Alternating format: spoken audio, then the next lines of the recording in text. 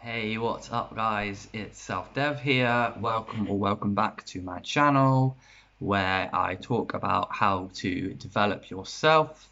This could be through psychology, through philosophy, through contemplation, and basically taming the mind. Anything that will help you to get on the right track with life and to feel happier and more stable in your own life. So, in this episode, I wanted to talk about minimalism. Now, I have talked about minimalism in the past, but I thought I would do a follow-up or a sequel, if you like.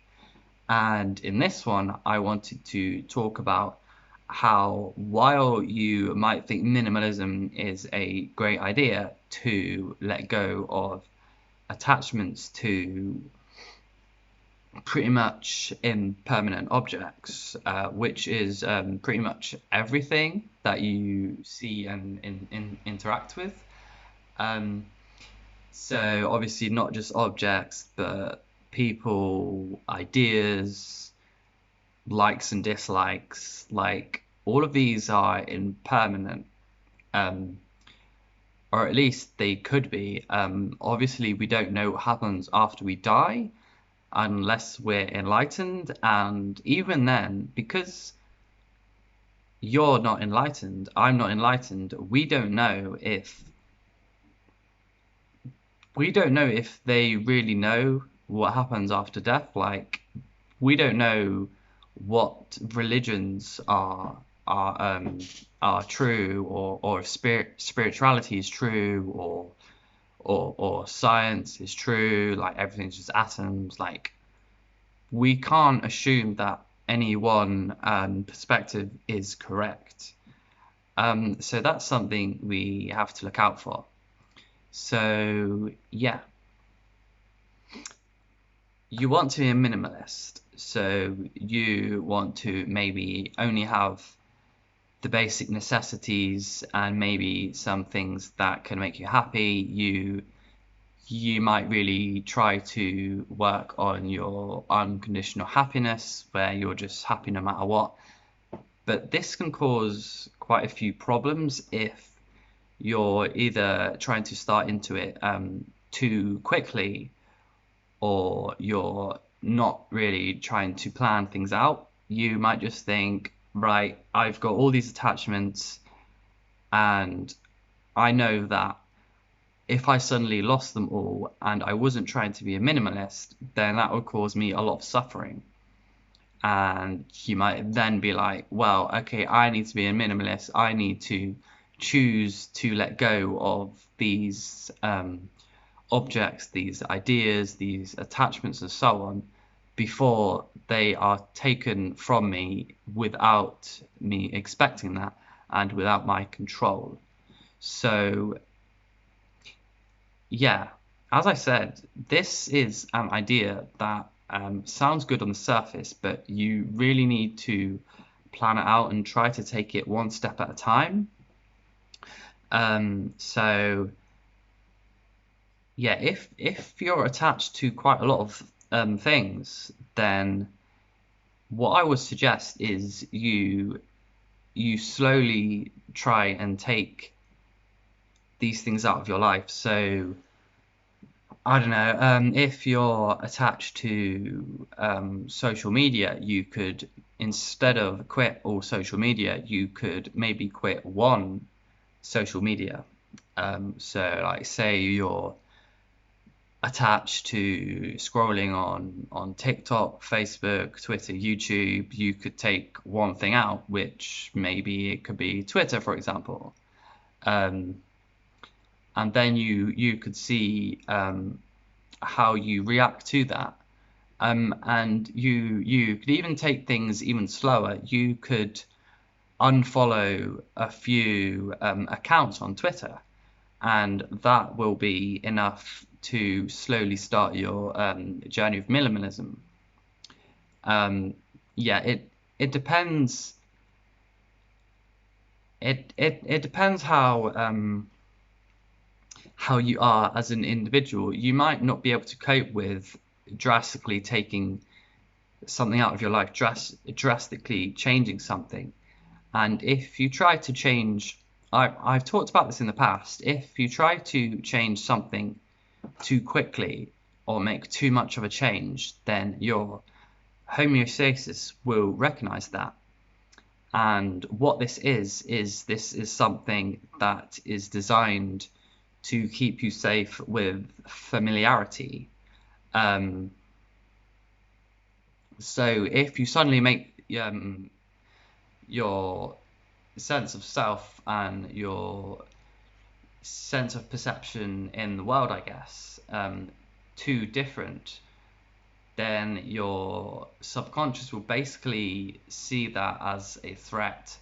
And whether you like it or not, it might even try to reverse the conscious changes that you have made, and it might even make it more extreme than before you made the changes. So say you got rid of all technology that you are currently using, so phone, laptop, TV, I don't know, smart devices, and then that was too much of a change for you to make in a short space of time, and you weren't thinking ahead of time, and now you are like, well, what do I do now? I've relied so much on this technology. I've relied on easily contacting people. I've relied on what to do after I've been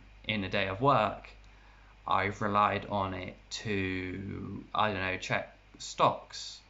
And then you might even last a few days, maybe even a week, maybe more. It depends on the type of person you are, but most likely you will not last with this drastic sort of change.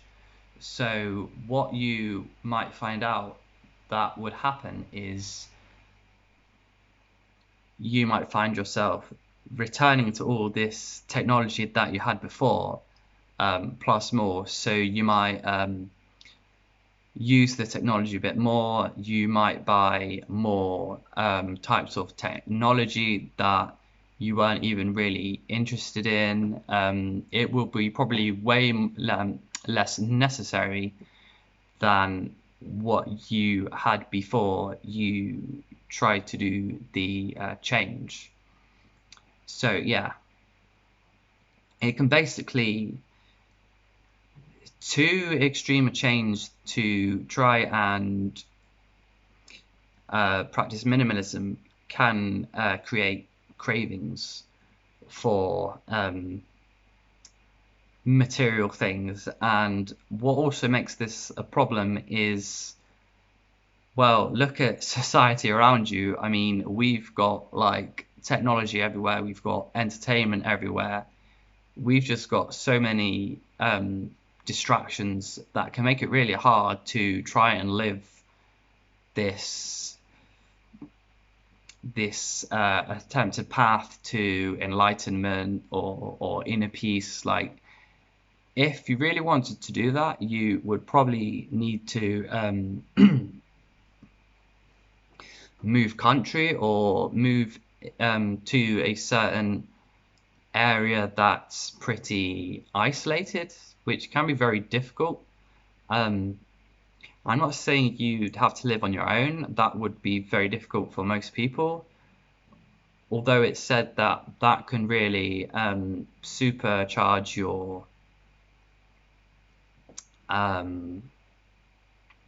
your evolution to where you want to go in terms of minimalism and related ideas.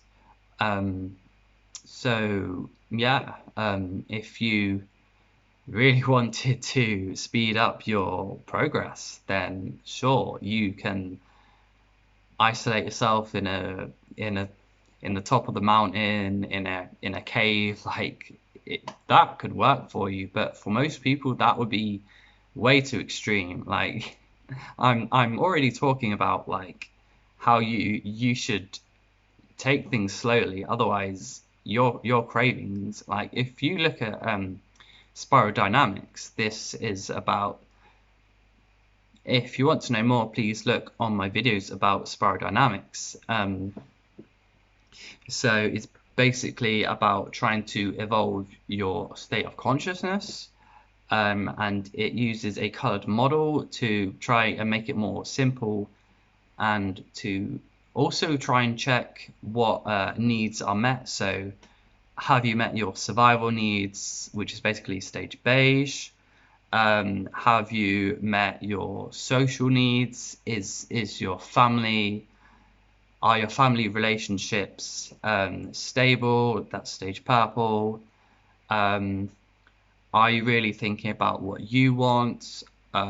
If you're too people pleasing, then you might need to look more into stage red. Are you too much of a rebel? Are you following the rules? Are you looking up to something more bigger than yourself? Stage blue. Stage orange is about materialism, competition. Basically, if you recognize, okay, if you've learned about stage orange, and you might realize after you've learned about it and studied it that you are quite heavily in stage orange, then you might be interested in minimalism. And then once you are, be careful, because orange is a stage you're at, and you need to basically try and exhaust the fruits of stage orange. And once you have, then minimalism will be easier for you. But if you haven't exhausted it, and what I mean by exhausted is if you have, I guess, centered your life around material things so much that the reward just loses its color, basically. I hope you know what I mean by that. So you're like, is this all life is? Just entertainment and competing with other people, trying to get profit and money? Like, what's next? Surely there's something better than life than all of this, all of these material things. And yeah, that can be a healthy way to start minimalism. Again, I'll reiterate, do not start minimalism straight in the deep end. Walk in the shallow end and slowly swim to the deep end. Otherwise, it's going to all fall apart, and you'll most likely be very materialistic, and you don't want that. So I would really recommend if you listen to my advice. In regards to my situation on minimalism, I do try here and there to be minimalistic, but I wouldn't say I'm more minimalistic than other people. I do like to have convenience. I guess I also like to. I do like technology, but I don't have a lot of it. I have a laptop, I have a second screen, so I can see videos and movies and that in on more of a surface area. I have a phone. I mean, it's not too much heavy on technology. Like, I'm sure a lot of people will have more technology in their house that they use on a day-to-day basis, but yeah, I guess if I got really into like all this enlightenment and peace of mind stuff, then maybe I would like have hardly any technology left. But I guess if you wanted some advice on how minimalistic you should be, then you could look at, like, let's say an item of technology, or even an item of clothing. Think about, what value does this thing have for you? Is it something that you're attached to? Like, would you be able to let that go? And if not, why? Why wouldn't you be able to let that go? Why would this be something that would cause you some amount of pain? Even if it's just a small amount of pain, why would it cause you that amount of pain? And how could you change your mindset to change your reaction of losing this item to something that is not of pain? Like, how can you let that go? If you wanted to learn more about letting something go, I would recommend looking at the Sedona method. It's a pretty simple method, and it goes something like this. I hope I'm remembering it correctly. If I'm not, I do apologize, but you can look this up to make sure. There's a whole book on it, and yeah, so that can, like, explain maybe how it works and how to follow through on it and expand on these simple steps. But it's basically, I think it's 3 steps. So the first step is, could I let this go? Or is it, do I want to let this go? I'm not sure, but it involves, could I let this go? Would I let this go? And if so, why or why couldn't I let this go? And it's all about how to. It's not just for material objects. It's also for ideas, memories, fears, like all kinds of things. Yeah, I don't really think I have anything else to add on this subject. If I do, I will make a separate new video for it. If you liked it, please click on the like button. Please subscribe, click the bell, write a comment what you liked, what you thought could be improved, how your day is going, like whatever. It's all cool here, what you say in the comments, as long as there's some common sense and yeah, nothing too toxic in the comments. Let's be nice. You know how it goes. Yes, thank you very much for watching, and I'll see you in the next video.